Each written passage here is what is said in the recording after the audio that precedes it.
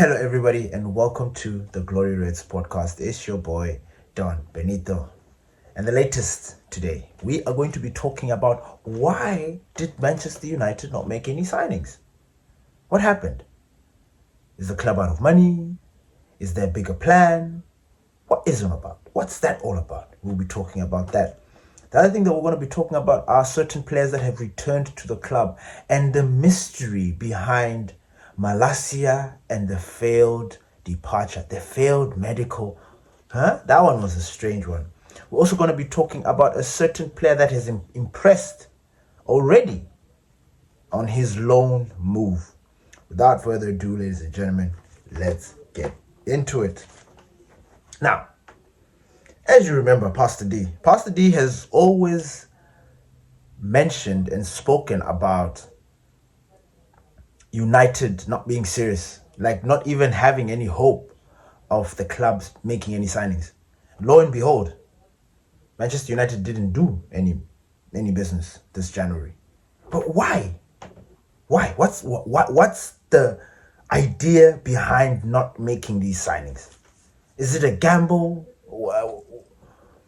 What are they basing all of this? So this is what we're here to discuss. So, according to reports, Manchester United, because we are currently sitting comfortably in top four, there's a growing sense that if we continue to play well, we will qualify for the Champions League, and the financial incentives from the champ. We've spoken about this, ladies and gentlemen. I've spoken about it in the last episode or the previous episode, where we said that these guys are banking. And at that time, I was talking from my head, from my own thinking like, look, I think this is their plan because I don't see it any other way. Why would they do this? Because anything can happen. We can all of a sudden get an injury crisis from hell, and then we will start looking at each other, start looking at the bench. We don't want another situation like when Ruben Amorim was in charge and Kobe Mainoo was injured, Bruno Fernandes was injured, Mason Mount was injured, everybody was injured, and our bench was literally all the babies from the academy. And we know how difficult it is to rely on the academy, especially when the team is not working well or playing well. So it was one of those gambles, and we're like thinking to ourselves, this makes no sense. But now Carrick has taken over, and we have won 3 games on the bounce. Man City, bang. Arsenal, bang. Fulham, bang. Everything is good. We are in top 4 comfortably. Well, comfortably is a strong word because the point difference is not that much from everybody else. We just need to drop points a few times and we're already out of that position. But there's a growing sense that people don't think that that's what's going to happen. I actually also think so too. I don't think we are just going to all of a sudden drop points for some reason, because the boys, they've set a standard. You've seen it, I've seen it. If the standard drops, those players know that they're going to get a bollocking from everyone, because they have already set the standard of like, this is how we're playing. Whether it was a new manager bounce back, whether Michael Carrick is really doing the business, it doesn't really matter. So far, we are playing amazing football. So, the financial benefits of qualifying for the Champions League are such that United had to consider if it was worth bringing in a new signing to give the team a vital push in the right direction after moving into top 4. You see? So it's like, I'm actually seeing it as a gamble. I am. Because, and it's a gamble that these guys really, really hope and pray that it pans out. Because if it backfires, if all of a sudden these guys, God forbid, if anything goes wrong at Manchester and we sort of slip out of that position and drop down, and I don't know what it is, because right now I don't see any other kind of major catastrophe that can happen. The only catastrophe that can happen at United at this point is the boys not putting in the work. That's it. I don't see, there are not a lot of injuries, and even if we do have injuries, we have got replacements. I mean, if let's say Harry Maguire and Licha Martinez get injured, we've got Lenny Yoro and Aiden Heaven. You know what I'm saying? If Luke Shaw for some reason gets injured, we've got Tyrell Malacia, who we'll talk about in the future. Right back, if Delo picks up an injury, we've got Mazraoui. You see? And if in the midfield, let's say if Casemiro or Kobe Manu picks up an injury, we have got players. We've got, what's his name? Ugarte. We have got the young boy that has been recalled, who I was supposed to talk about. There's this Jack Monrose. What's his name? Yeah, Jack Moorhouse. He's been recalled back. You know, so there are already.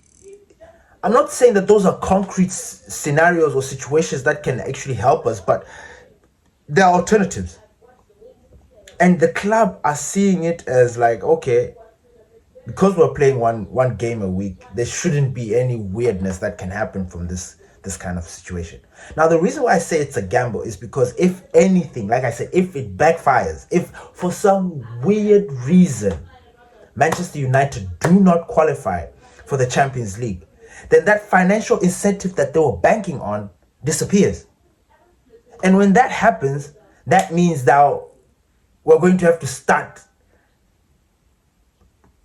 selling players, sell to buy, because Manchester, as you know, they're the club that always want to be within the PSR rules. They want to FFP. They don't want to breach any of those rules and be punished or anything like that. They always want to be the good boys, and they have been doing a good job in that sense for a very long time. But they are really banking on that Champions League money, and it's what we spoke about. We said once you qualify for the Champions League, you get 100 million for you to go and spend in that summer. Now, together with the budget that Manchester United are going to bring out, because we still do not know what the budget is going to be. We don't know if it's going to be 50 million. That will be an absolute piss take if that is the situation. Because the club is making money. There are certain things that they're doing. We should have at least 150 million to 200. At least. And then you take that 100 million that we're going to get from the Champions League. That's 300 M's. That's easy for us to go and do the business that we want to do in the summer. Now, we know, because Casemiro is already leaving, Manchester United want to bolster the midfield.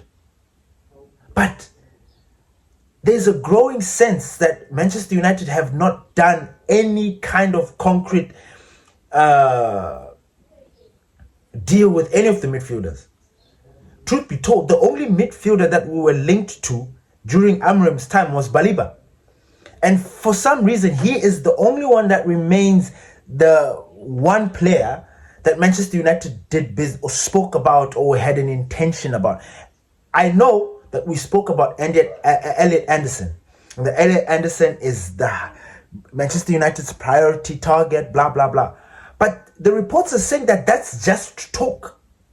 That's just what Manchester United want. They have not yet gone in there. They've not spoken with Nottingham Forest. There's not even been some sort of contact with the camp to try and establish some sort of relationship where the guy can see that, you know what, next summer I'm going to go and leave and go to Manchester United. There hasn't been any of that. The only player where we've had that kind of situation is Baliba. And we messed the boy up because the boy wasn't able to concentrate because he was thinking Manchester United want me, so I'm going to go to Manchester. And when the deal fell through, it's like it confused boy. Like it put him in a very weird situation. All these other names that we've been speaking about ever since, I don't know, none of them there is none that there's some sort of serious contact except Carlos Baliba. And remember, I prefer Baliba. I like Baliba. I think for what we want at Manchester United, Baliba is the perfect player. Especially if you think about like Kasim. I mean, both him and Anderson are the perfect player. But if you are really, really looking for that box to box, where the hybrid of a midfielder that can go up top and track back is Carlos Baliba. It is Carlos Baliba all day long. Now we know that Brighton are not going to part ways easily with Baliba. We know that. We know that they're going to slap 100 M's on that boy, and it's like, take it or leave it. Which is why Manchester United need to qualify for the Champions League. It is imperative. This gamble cannot fail. Otherwise, Ineos are going to look like idiots at the highest order. Because we don't know what our transfer budget is going to be for the summer. We don't. We are hoping it's going to be a little bit heavy. You know, we are, my hope is, like I said, between 150 to 200.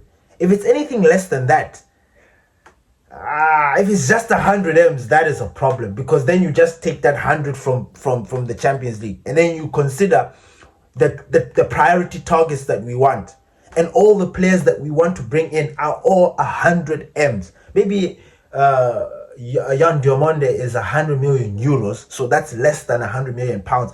But Carlos Baliba and Elliot Anderson are all going to go for 100 million pounds each. So we need to qualify. Like, they are all banking on this situation to happen. If it doesn't, then we are going to be in trouble, because these guys are not. Our club doesn't communicate well when it comes to financials. They don't communicate anything that's going on in the club. They don't. And it's one of the most frustrating things that this club does. And that's what we're just banking on. So we are going to wait and see how that pans out. Anyway, as I was talking about Jack Moorhouse has been recalled back from Leyton Orient. Boy was gathering a lot of minutes. He played quite a few times. He's got some minutes under his belt. But Manchester United decided to recall him. And they didn't recall him so that he can come and play in the first team. Nah, they recalled him so he can play in the PL2 with the under-21s. And the reason is also because they wanted him to be able to rub shoulders with the first team. In other words, they want him to train with the first team, to give Carrick an opportunity to see the boy, to give the boy an opportunity to impress Carrick. So, and he's a good midfielder. He's a good, solid central midfielder, and I think it is something that Manchester United are it's one of their ideas. You understand? These are the things. If anything goes wrong in that midfield, say Kobe Mainoo gets injured, or Ugarte gets injured, or Casemiro of a sudden cannot finish off the season, then they've got a contingency plan. Now, he seems like the one player that they truly believe that is ready for the first team. So we need to keep an eye out for him. Jack Moorhouse. Keep an eye out for that boy. The next thing that I want to talk about is this mysterious story about Malacia. Guys, Malacia, you know, this story was so bizarre, was so weird. You know, even reading it is like, wait, what? What the hell is happening at our club? Okay, so Malacia, deadline day, gets on a plane, jets to Turkey, to an unknown team, to go and do his medicals, only to be recalled by Jason Wilcock, like, hey, what? Come back. What do you mean? Who told you to go there? Huh? Now, it's so weird because apparently there was no deal with any Turkish team for Tyrell Malacia to go, let alone to do a medical. No medical was planned. So I don't know where Tyrell Malacia was going. I don't know who told him to go, but he was going to a team in Turkey to go and do his medicals. Can someone make that make sense? Like, how? Now, immediately when I saw that story, I laughed so hard because it's like Malacia is in our club, but the guy is moving on his own campus. It reminded me of his injury situation.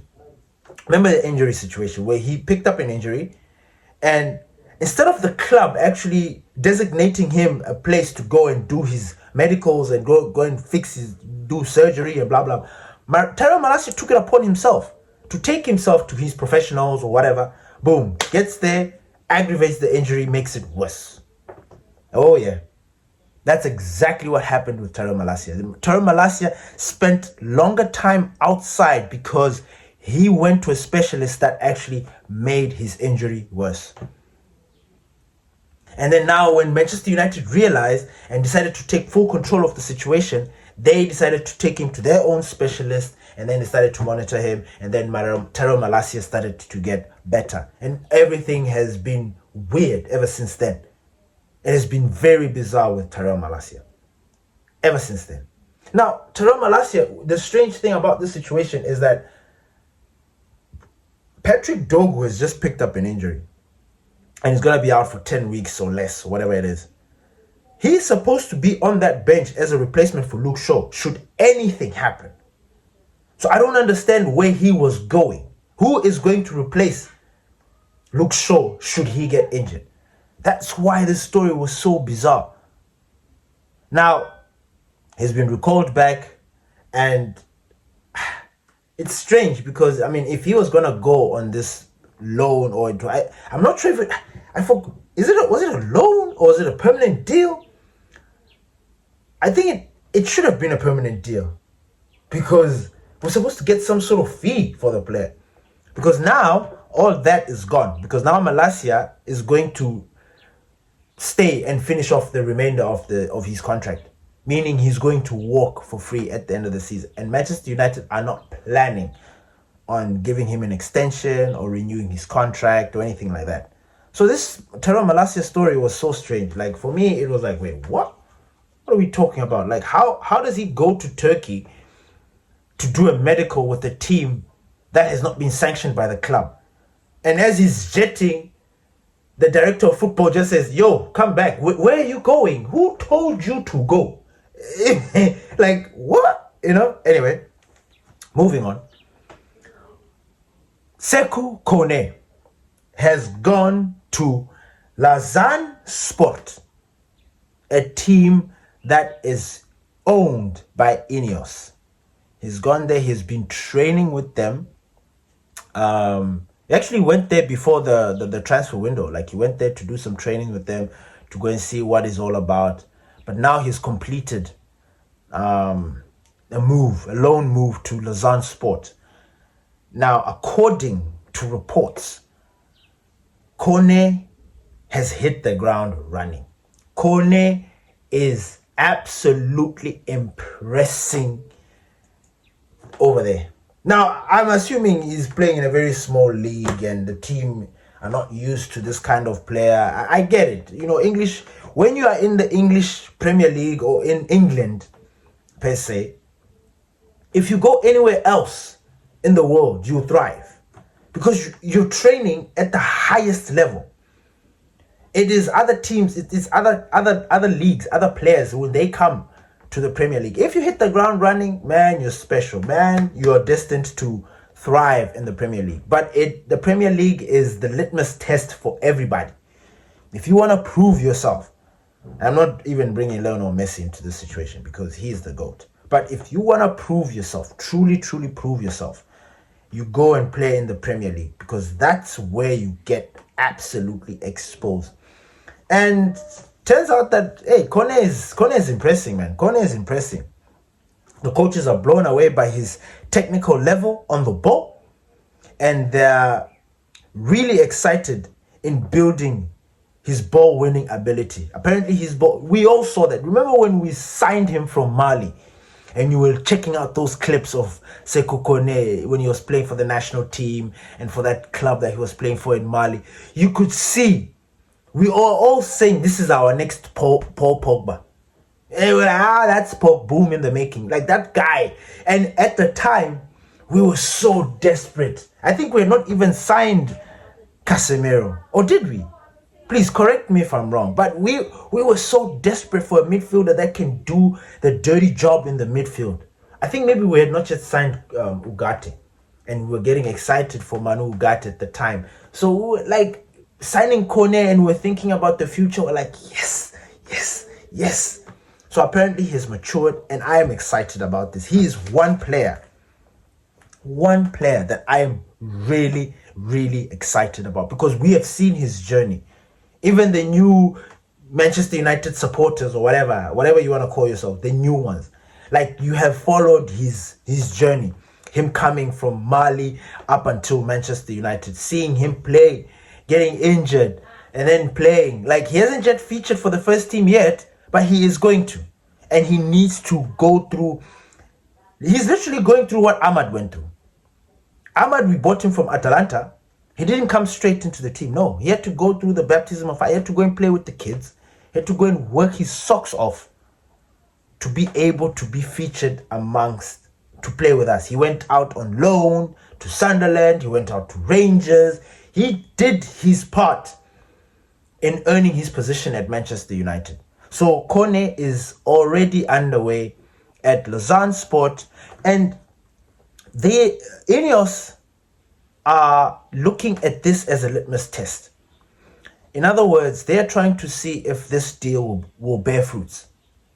If Seko Kone goes there and thrives and succeeds, and then comes back to Manchester United and becomes the player that we are all hoping he will be, then it will start, or it will birth a new era in this dual club ownership thing. Because Chelsea, the same thing. Chelsea and Strasbourg, they are doing this thing with players and sending players this side and that side, because they are owned by the same organization.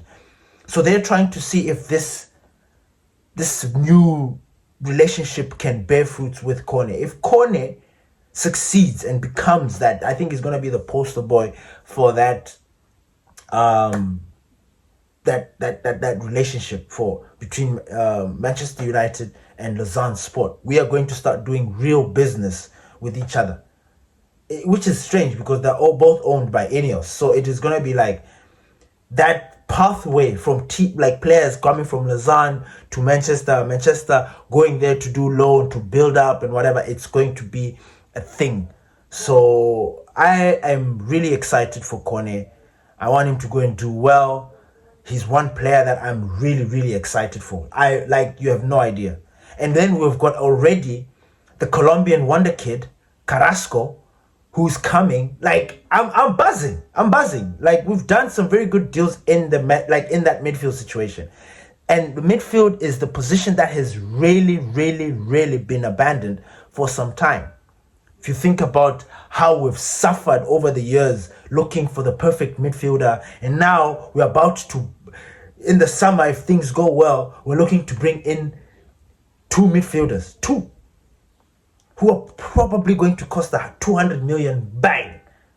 And then we're looking it's going to be tricky. So it's nice to know that we have got some players that are under our belt, under our badge as Manchester, going to develop and become who they're going to be so that they can contribute to Manchester United.